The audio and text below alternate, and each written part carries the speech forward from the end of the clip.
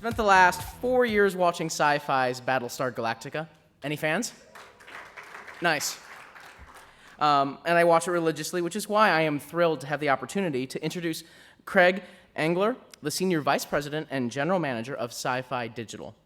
Syfy, which some of you may remember just as the Syfy channel, features programming around science fiction, fantasy, horror, supernatural, and the paranormal. Craig oversees the business and content development of Syfy's digital portfolio. Under his leadership, Syfy is one of the leading television websites, averaging 4 million unique visitors per month. Prior to joining Syfy, Craig founded Science Fiction Weekly, the first internet magazine devoted to science fiction. While serving as its publisher and editor, the weekly was named the best sci-fi zine on the internet by Yahoo Internet Life. Today, Craig will be speaking about the impact of social TV. After his talk, I'll be asking Craig a few questions of my own. I'm also looking forward to hearing a few questions from all of you in the audience, so please make sure to get your questions ready. Without further ado, please join me in welcoming Craig Engler to Mashable Connect's stage.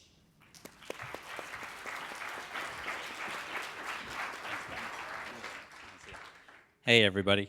So they said, what kind of microphone do you want, the lavalier mic or the handheld mic? And I said, I want a handheld mic. And the guy was like, really? And I was like, yeah. And he's like, let me go back to 1920 and see if I can find one of those for you. So apparently I'm the only one who uses these, but I like to use them. So that's why I've got this. My talk today is Social TV connects networks and viewers 24/7, and now what? Because no one's ever done this before, right? So social TV is a relatively new phenomenon. If we go, oops, I should probably grab my clicker here. If we go to the next slide, you'll see. So I joined Twitter 2 years and 2 months ago. I joined Twitter for a very specific reason. We had a TV show that was ending called Battlestar Galactica, and I wanted to see what people thought of the finale. And I jumped on Twitter to see what they were saying. And I saw all this misinformation about the show. They're like, they killed the show, blah, blah, blah. And, you know, we kill a fair amount of shows, but we didn't kill this one. And I was like, hey, wait a second, guys. We actually, this one ended the right way, you know? So I jumped on Twitter, and I've been there ever since. And what I want to share with you is what it's like to be a senior executive at a company talking to your customers, which is our viewers, every day for 2 years, 2 months. I've done over 10,000 tweets, and if you follow me, I apologize for the frequency of tweeting that I do. That's about an average of 12.7 a day. Currently, I've got about 79,000 followers, and in the 2 years I've been doing this, there have been 0 fatalities, so I feel like I'm doing really well. I'm actually going to share some real-world examples today, and we'll see actual tweets from viewers. But one thing that we should talk about is 2 things have changed. One thing that everybody knows about, and I think one thing that people don't really think too much about. One, viewers have direct access to pretty much everybody in a TV network. There are actors, there are showrunners, there are network executives. This has never really happened before, and no one's really prepared for it. It's kind of like, okay, you know, the actor of a show is on Twitter, and sometimes they don't know what to do. Sometimes I get phone calls, and they're like, okay, I just joined Twitter. What do I do now? And I'm like, well, what do you want to do? You know, like, why did you join? So we have that kind of conversation. The other thing that happens is people have access to information that they never had access before, and they don't know what to do with it. People read ratings all the time now in Variety and The Hollywood Reporter, and they actually have no real context for it. And that starts creating problems. And if you see on my little slide I wrote, viewers can read industry information but have little or no understanding of what it actually means. Uh-oh, right? Because that actually can cause not a tremendous number of problems. It's not like, oh my God, the world, ending problems. But they sort of ask questions, and they'll be like, well, show A had this rating on Friday night, and show B has this rating on Thursdays. Do you think that you made the incorrect programming decision and based on the demographics? And I'm like, what? Like, what are you even talking about, And so we end up having to clear up a lot of misinformation. And unless you're actually talking to them every day, that information doesn't get cleared up. And you'll kind of see an example of what happens to that later on. So the good news is this creates new opportunities for us. Obviously, we can talk to viewers directly without having to convene a focus group. Prior to Twitter, cab drivers in New York hated me because I would get in a cab and they'd be like, where are you going? And I'm like, I'm going back to the Syfy offices. And they're like, oh, you work at Syfy channel. I like Syfy. And I would just start grilling them, right? Because I had access to a viewer in this contained situation. Like, it couldn't have been worse for them if I had a rubber hose and, a light shining on them. I'd be like, what shows do you watch? Why? How many people are in your family? why didn't you watch on Tuesday night? Do you DVR? How often do you use your DVR? And these poor guys would be like, I love Syfy. And they're like, I'm sorry, you know. And I'm like, no, it's great. We love you to watching this show. The other thing is that when people understand your business and really understand it, it really enables them and it inspires them to actually help you do your business better. One of the main questions I get on Twitter is, I love a show. What is the #1 thing I could do to help your show? And of course, I always say, watch it live, and tell your friends about it. But it's really fun to actually talk about the business of TV with people who like TV. And then once they understand it, you know, they'll be like, why did you not air your show on Thursday night?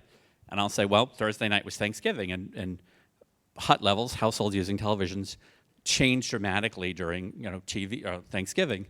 So we have to preempt the programming, otherwise kind of the rating will suck and it'll cause all sorts of problems. And then they'll be like tweeting on my behalf, well, this is why Syfy has moved the show off of Thanksgiving, and you should be thankful for them. All sorts of stuff like that. It's really great. And then also, if done correctly, something happens that's very interesting. We become actual people instead of horrifying, faceless executives who have nothing better to do with their lives than crush shows that viewers love, right? I mean, honestly, viewers have this picture of a faceless executive as like Godzilla going through, great TV shows, crushing them and left and right. And it's like, no, those are our shows. Like, you love them because we love them, and we want them to do well. And I don't know if you guys read the press, but yesterday a whole bunch of shows were just not picked up by tons of networks. And it's very interesting. If you go on my Twitter feed and you look at the people sending notes to @Syfy, you'll see a lot of them are like, can you pick up V from ABC? Can you pick up No Ordinary Family? Can you pick up all these shows? At Wonder Woman, someone was like, can you pick up Wonder Woman? And I write back, Wonder Woman was developed for NBC. NBC is a broadcast network. We're a cable network. Their budgets are like 50,000 times bigger than ours. So I'm like, we could pick up Wonder Woman and run it for like half an episode once, And when I explain that to them, they're like, oh, okay, I get it. And they're no longer like mad at us for not picking up the shows. I Googled, to find that image, I Googled faceless monster, and that's what I got. I do that a lot. Both, actually. Ooh, snap, I got him on stage. So one of the things, other than hecklers, it also brings a lot of challenges to be on social media all the time, right? It's really hard to talk to tens or hundreds of thousands or millions of people all at once. A lot of times, and if you follow me on Twitter, I do a lot of Q&As.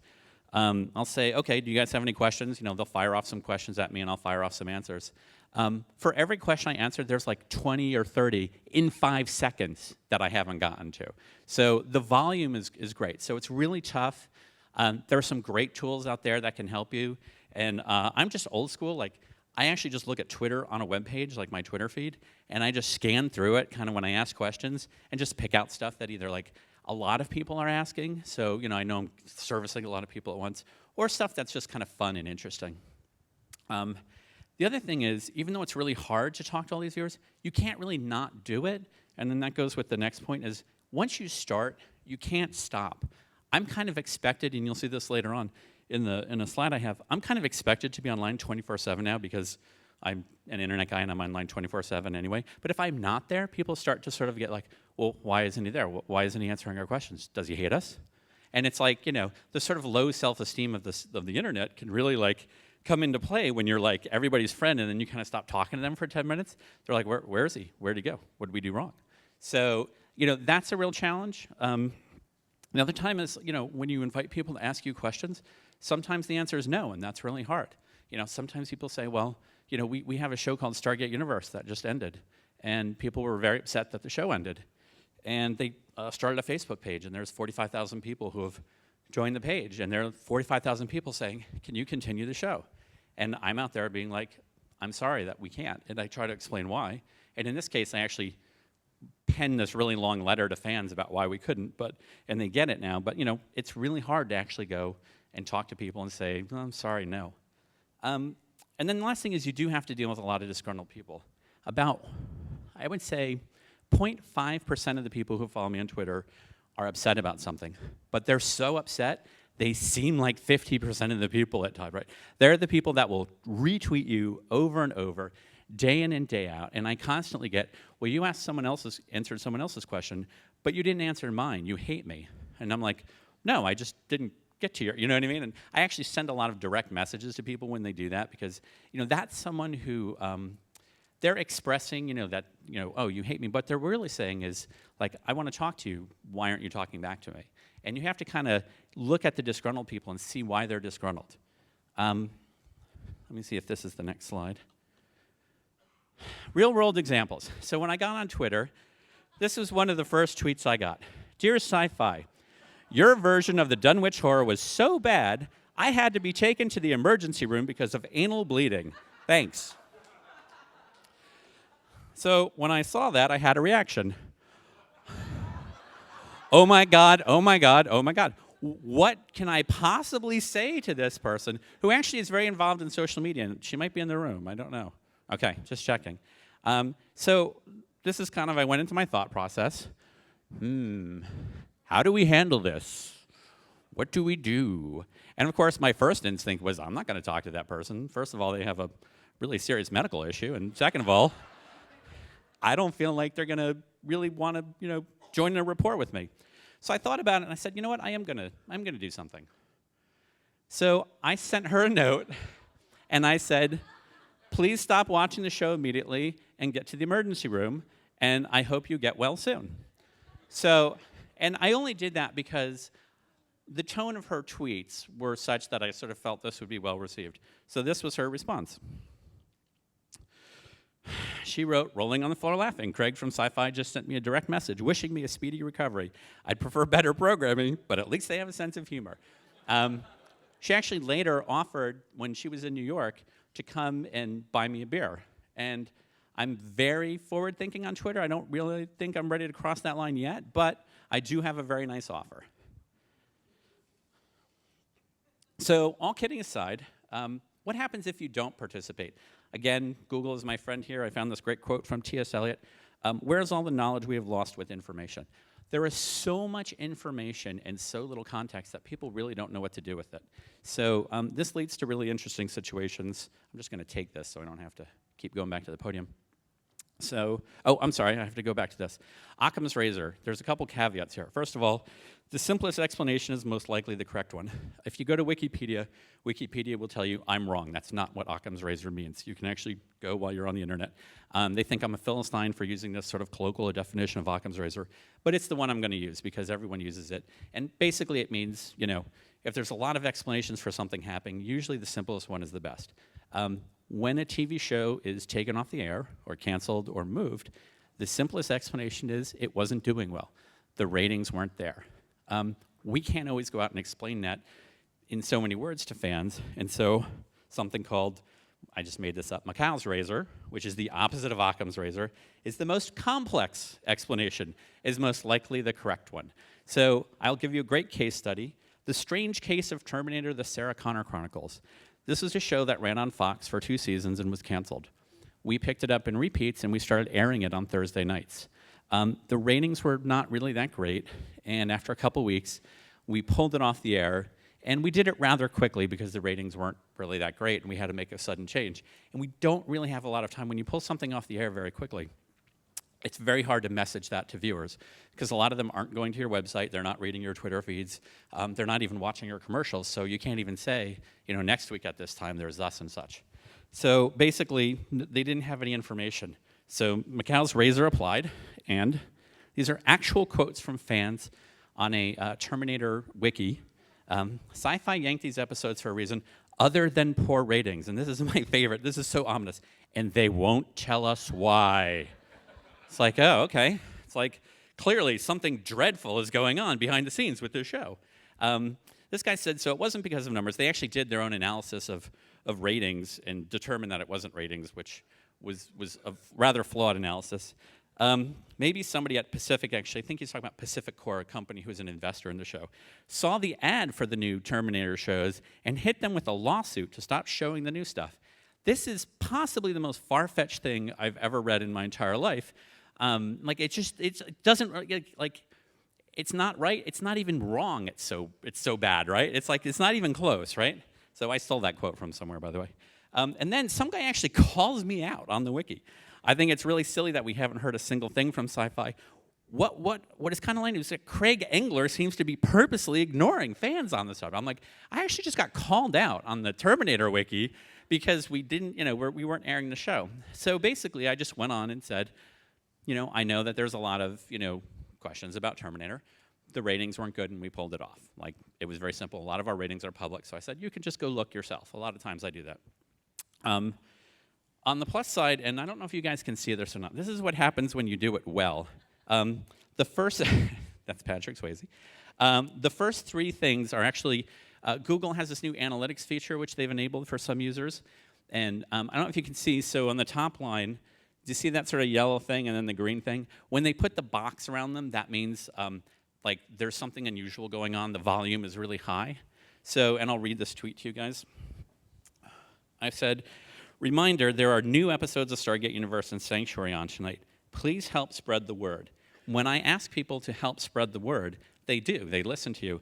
And that first number is 10, which is the number of people who have favorited it. Not a great number. But the next number, which happened in like 30 seconds, was 180 retweets. That's about 4 times more retweets than I would have gotten if I had posted that and not said, please help spread the word.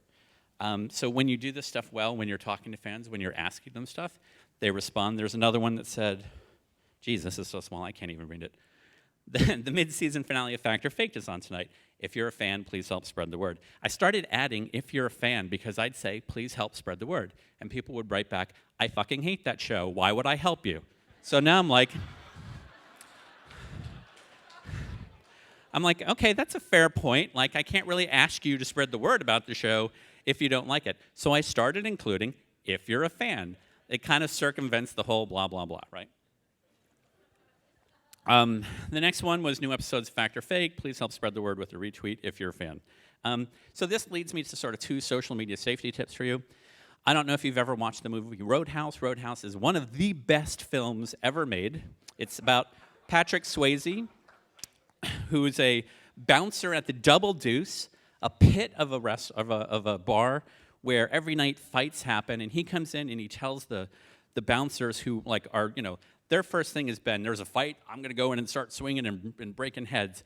And he's like, there's a couple rules that you have to follow. The number 1 rule is be nice. And he actually says in the thing, he's like, if someone gets in your face and calls you an asshole, be nice. And all this stuff, right? And then they're like, well, what do we do if such does and such? And then, of course, Patrick Swayze is the only one who can not be nice and kick ass when the time comes. But the rule is be like Swayze on the internet. Be nice. No matter what someone writes to me, I'm nice back to them, because a lot of times the more horrible thing that they write, the more attention they're trying to get. And they're trying to provoke you, and what they actually want is a nice response.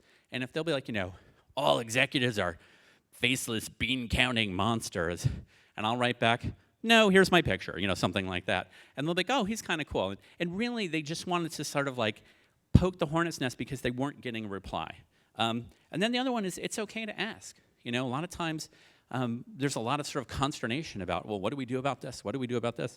I'm like, I don't know, why don't we just ask? That's what I would do if we were all in person. So a lot of times when you ask, and you can see the example of that, if we ask for retweets, we get them. What else can we do with Twitter? Now that we have all these, and I use Twitter, we also use Facebook and many other social things, but Twitter is kind of my thing, so I use this as an example. What else can we do, ooh, ha, ha, ha, ha, now that we have Twitter?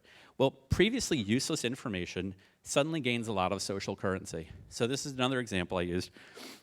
This is something ordinarily no fan of our network would ever have to deal with. There was a satellite called Galaxy 15, and it retransmitted a lot of signals from various networks, and one of them was ours.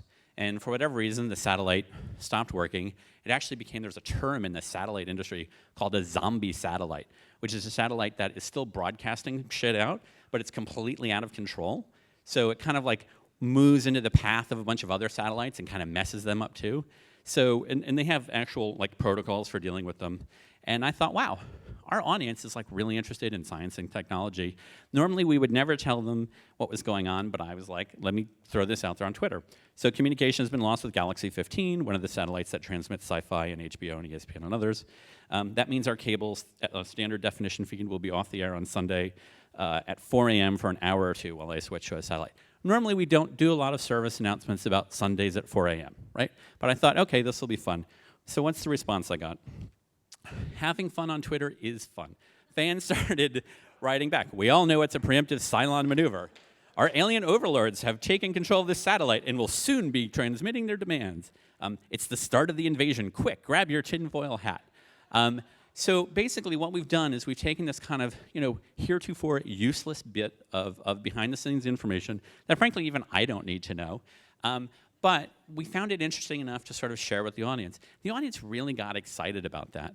One of the things I do is when we get rough cuts of shows on DVDs, we actually get, it looks just like a blank DVD that someone has scrawled something on. And mine will usually say Engler, and it'll usually say like, Eureka Daily Selects or Eureka Rough Cut Episode 101. I actually take a picture of the DVD that just looks like a blank DVD with marker, take a picture of it with my iPhone, post it to TwitPic, although I may not be using TwitPic anymore. We all know that where that's going. And I post it online. And I can actually see through TwitPic how many people will look at the photo. And they'll get like 1,000 views in like 10 minutes. And people will be like, that's awesome, can I have one? Or I'll be like, I have to take this home and watch it. They're like, I'll help you do your homework, or do you need an intern and stuff? And it's a picture of a crappy DVD with handwriting on it. And people love it. It's like the equivalent of them seeing a show when it's a little baby, right? And it's like not even able to crawl. It's just kind of sitting there, can't even do the rollover thing yet. And then as I tweet more stuff out, they actually kind of watch the show grow up alongside me. And then by the time the show airs, they're fully invested in the show in a great way. It's not like sort of like, oh, I'm marketing to them. It's like, oh, we're sharing our passion and enthusiasm with them. And then they, in turn reward us by watching the shows and becoming advocates. So little things like that become very big things. So how does it work? Well, let's do my favorite thing. Let's ask the viewers. So I worked with our research department, and we created a questionnaire that sort of asked people, questions. I mean, just what questionnaires do. And we happened to, we couldn't use our fancy-schmancy NBCU software, and I needed this for something. So we used one of those online services where you can create a poll, and basically for free, because I wasn't going to spend the $3.95 or whatever on my corporate card to do more. They'll let you do 100 questions for free. So I'm like, okay, 100 questions. We'll just start with 100 questions and see where it goes. And you actually have to, you click through many, many pages, and you not only do multiple choice, but there's actually slots for verbatims where we can say, like, if we didn't ask you a question, tell us something you like. And I figured I would tweet this out, and about an hour and a half, I might have some replies. In less than 5 minutes, it's actually 3.5 minutes.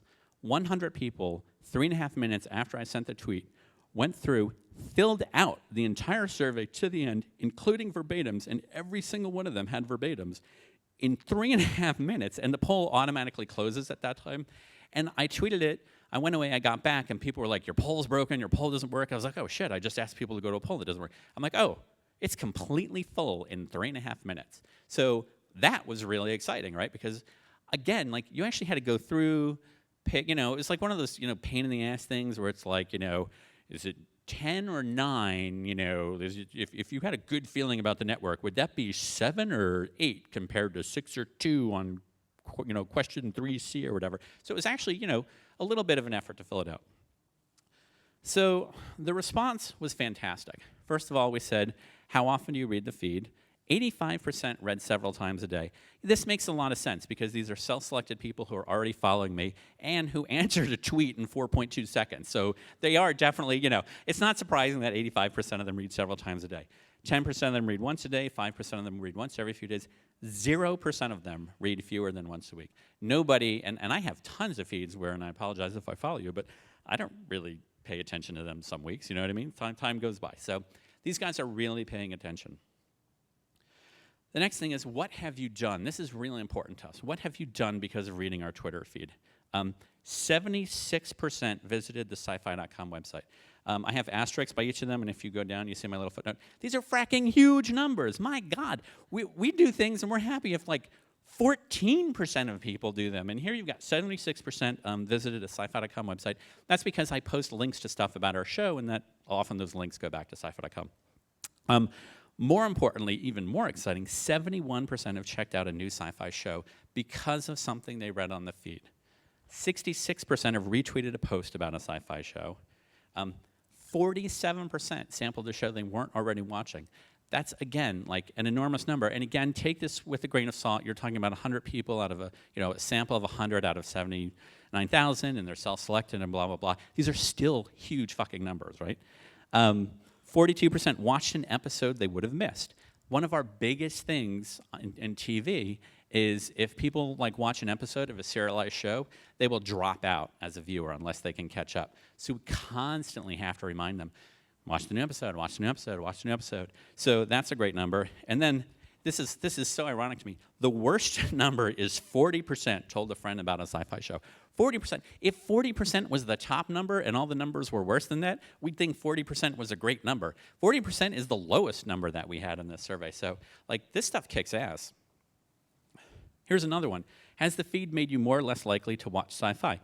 50% no change. I'm assuming most of those people are, pretty avid, fans of the network because they're following us on Twitter. 49%, it makes them more likely to watch. They're more likely to watch than the people who are self-selecting to follow us on Twitter. So it's actually having a great impact.